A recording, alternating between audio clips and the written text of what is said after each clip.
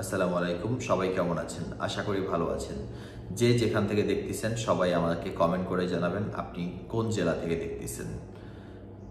আজকে দুবাইয়ের ভিসার আপডেট নিয়ে যে কথাগুলো বলবো সেটা হলো গিয়ে ফার্স্ট আউটসাইডের যে ভিসাগুলো নিয়ে ডক্টর ইউনূস স্যার আমাদের প্রধান উপদেষ্টা সে বাংলাদেশের উন্নয়ন যেভাবে হচ্ছে সেইভাবে দুবাইয়ের ভিসা নিয়েও কাজ চলে যাচ্ছে।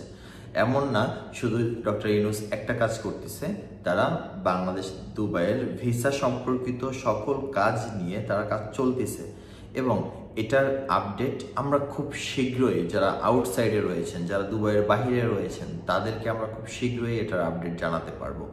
এবং আপডেট বলতে ভালো কোনো সংবাদ, শুধু আপডেট না, ভালো কোনো সংবাদ আমরা জানাতে পারবো। কারণ অলরেডি ভিজিট ভিসা নিয়ে কাজ চলতেছে, কয়েকদিনের মধ্যে 3-4 দিন অথবা এক সপ্তাহের মধ্যে ভিজিট ভিসাটা ফুললি ইজি হয়ে যাবে। ইনসাইডের যে ট্রান্সফার ভিসা রয়েছে সেই ইনসাইডের ট্রান্সফার ভিসা ওপেন হয়ে যাচ্ছে খুব শীঘ্রই। আউটসাইডের যে লেবার ভিসা রয়েছে, আউটসাইড বলতে বাংলাদেশে যারা অবস্থান করতেছেন তাদের লেবার ভিসা খুব শীঘ্রই এটা ওপেন হয়ে যাওয়ার কথা চলতেছে।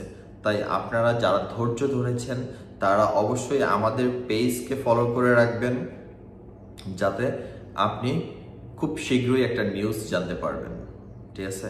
এবং আমরা যতটুকু শুনেছি খবর থেকে যে কয়েকটা কোম্পানির সঙ্গে কথা বলেছে বাংলাদেশ গভর্নমেন্ট, সেই কোম্পানিগুলো থেকে ডাইরেক্ট ভিসা ইস্যু করবে গভর্নমেন্টের পক্ষ থেকে। যেমন জাপানের ভিসাগুলো হচ্ছে সেম ক্যাটাগরিতে, দুবাইয়ের থেকেও গভর্নমেন্টের সিস্টেম অনুযায়ী কিছু ভিসা বাংলাদেশে যাবে, যেটা বাংলাদেশে প্রতিটা নিউজ চ্যানেলে জানানো হবে এবং আপনারা গভর্নমেন্ট অনুযায়ী ভিসা সাবমিট করে